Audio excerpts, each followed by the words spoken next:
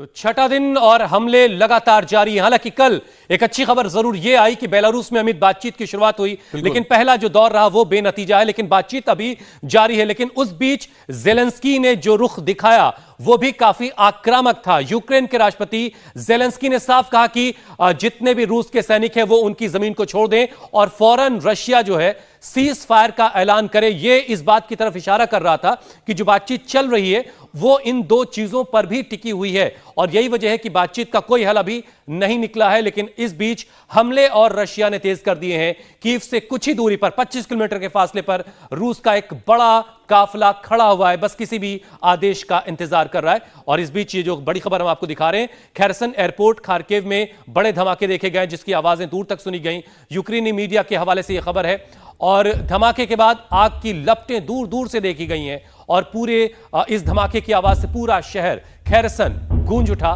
धमाके की तस्वीरें आपके सामने हैं। ये देर रात ये हमले हुए हैं खेरसन एयरपोर्ट पर।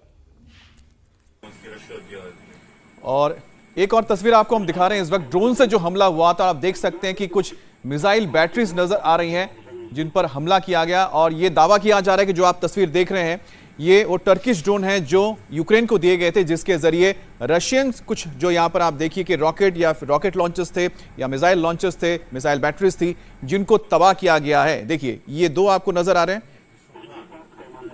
तो दो जो यहाँ पर मोबाइल बैटरीज मौजूद थी उनके ऊपर हमला किया गया है और ड्रोन के जरिए इनको निशाना बनाया गया है क्योंकि ये आप देख सकते हैं कि पेड़ों के बीच में छुपे हुए थे। और आप देख रहे हैं खार्किव की तस्वीर है। खार्किव में कल जबरदस्त बॉम्बिंग हुई थी और इस बॉम्बिंग में आप देख सकते हैं एक बड़े कॉम्प्लेक्स को, इस पूरे कॉम्प्लेक्स को उड़ा दिया गया और आप देखिए एक के बाद एक कई सारे आपको ब्लास्ट नजर आएंगे।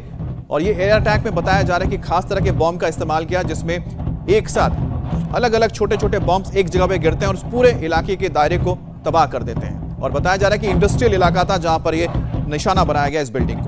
रशियन BM-21 है ये और जिसके जरिए ये हमला किया रशिया ने। और एक कीव पोस्ट के हवाले से मैं ये बता पा रहा हूं कि काफी इसमें सिविलियन को भी इसमें नुकसान पहुंचा है।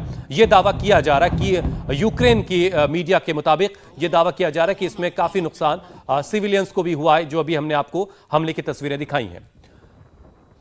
और अब जो आप तस्वीर देख रहे हैं कि किस तरह से रूसी सेना को रोकने के लिए, रशियन फोर्सेस को रोकने के लिए जो अलग अलग शहर हैं वहां देखिए कि बिल्कुल एंट्री पॉइंट पर दूर आपको नजर आ रही होंगे रशियन फोर्सेस हैं और दूसरी तरफ आप देख रहे हैं करीब 200 मीटर की दूरी पर यहां पर जो यूक्रेनियंस है जो अपने इलाके में इस वक्त गार्ड कर रहे हैं, उन्होंने टायर्स रखे हैं। यहां पर आप देखिए नुकीली चीजें रखी हुई हैं ताकि जो गाड़ियां आ रही हैं वो दाखिल ना हो सके। तो जो भी बॉर्डर चेक पॉइंट्स है जहां से शहर में घुसा जा सकता है वहां पर अब इस तरह के हथकंडे अपनाए जा रहे हैं ताकि रशियन फोर्सेस को आगे बढ़ने से रोका जा सके। टायर हैं, टायर जला दिए जाएंगे जिससे कि गाड़ियां आगे नहीं आ पाएंगी। आप देख सकते हैं इसमें एक बड़ी अहम बात यह भी है कि जो सिविलियन जो इसमें पार्टिसिपेट कर रहा है वो भी एक बड़ी वजह है कि रशिया को इसमें और दिक्कत पेश आ रही, क्योंकि कोशिश यही है कि सिविलियन का कम से कम नुकसान हो।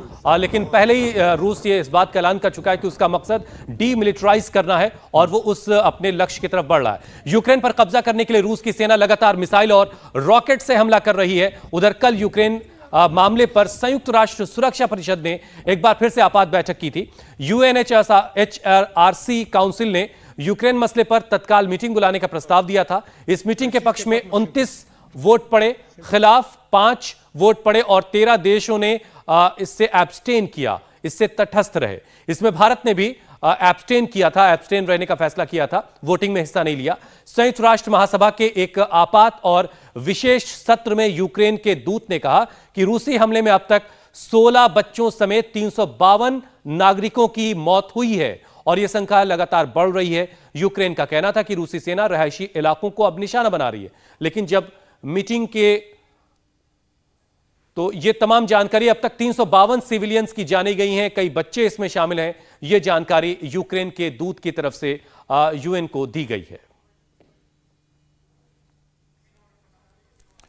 तो आप ये तस्वीरें देख रहे हैं United nation human rights commission में जब दोनों देश आमने सामने हुए तो अपने अपनी ओर से उन्होंने आरोप लगाए हैं, जिसमें यूक्रेन का कहना है कि उनके ऊपर जो हमला हुआ है वो गलत है, जबकि रशिया का कहना है कि जो हमला किया गया उसके लिए जिम्मेदार रशिया ही है। और एक कुछ तस्वीरें आपको दिखा रहे हैं कि जो हमले हुए थे उसमें किस तरह से नुकसान पहुंचा है। तो रूस और यूक्रेन के जो इस पूरे मामले में अब हम देख रहे हैं कि किस तरह से आमने सामने बयानबाजी भी हो रही है और कहीं ना कहीं कोशिश ये हो रही है कि जो ये दोनों देश हैं वो इंटरनेशनल मीडिया को ये बता सकें, हम कह सकते हैं कि जो दुनिया को बता सकें कि वो अपने अपने जगह पे ठीक है। लेकिन अब हम आपको तस्वीरें दिखाने जा रहे हैं युद्ध की, जहां पर हमला हुआ और हमले में किस तरह से कई जगह पे जो रशियन फोर्सेस थे उनको नुकसान पहुंचा है और साथ ही साथ तस्वीर हम आपको दिखा भी रहे हैं कि किस तरह से रशियन अटैक्स जो हो रहे हैं उससे भी नुकसान पहुंच रहा है यहां पर तमाम जो यूक्रेन के शहर हैं। इंडिया टीवी हर वक्त हर जगह डाउनलोड करने के लिए सर्च करें India TV news Google play store या ऐप स्टोर पर।